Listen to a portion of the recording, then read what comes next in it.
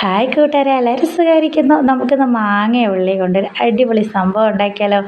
എന്താണെന്നല്ലേ, നമ്മുടെ മാങ്ങയൊക്കെ കൊണ്ടിട്ട് നോക്കിക്കോ എന്താ ചെയ്യാൻ പോണേന്ന്. ആദ്യം നമുക്ക് തന്നെ നമ്മുടെ മാങ്ങയുടെ ഞെട്ടൊക്കെ ഒന്ന് കട്ട് ചെയ്ത് കളയാം. അതിനുശേഷം മാങ്ങ ഒന്ന് ചെറുതായിട്ടൊന്ന് കൊത്തി അരിഞ്ഞെടുക്കാം കേട്ടോ. നല്ല കുഞ്ഞു കുഞ്ഞായിട്ടൊന്ന് കൊത്തി അരിഞ്ഞെടുക്കുന്നുണ്ട്.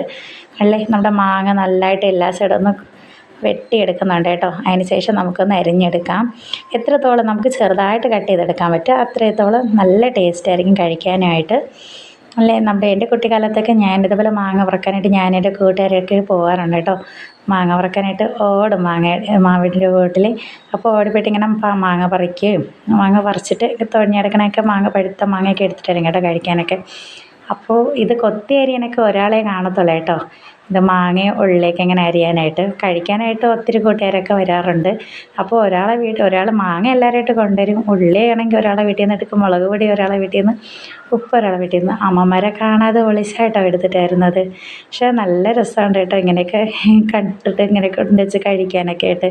നമ്മുടെ മാങ്ങയും ഉള്ളിയൊക്കെ ഒന്ന് കട്ട് ചെയ്തിട്ടുണ്ടേക്കാം. അതിലേക്ക് നമുക്ക് ആവശ്യത്തിനുള്ള ഉപ്പും മുളക് പൊടിയൊക്കെ ഇട്ട് കൊടുക്കാം. എൻ്റെ മക്കൾക്ക് കൊടുക്കാൻ വേണ്ടി നമുക്ക് വേണമെങ്കിൽ എണ്ണ ചേർക്കാം കേട്ടോ. ഞാൻ കുട്ടികൾക്ക് കൊടുക്കാൻ വേണ്ടി എണ്ണ കൂടെ ചേർത്തിട്ടുണ്ട്.